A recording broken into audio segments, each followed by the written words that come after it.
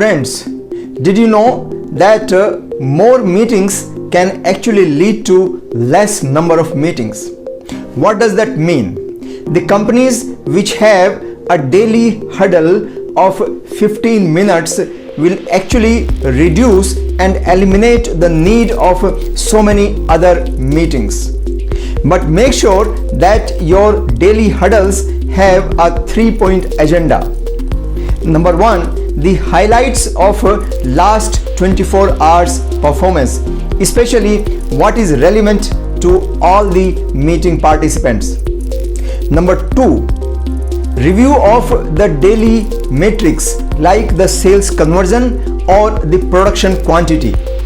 Number 3, where you got stuck, what problems did you face, or what important decisions to be made. So have a daily huddle for 15 minutes and eliminate the so many other meetings. Try this.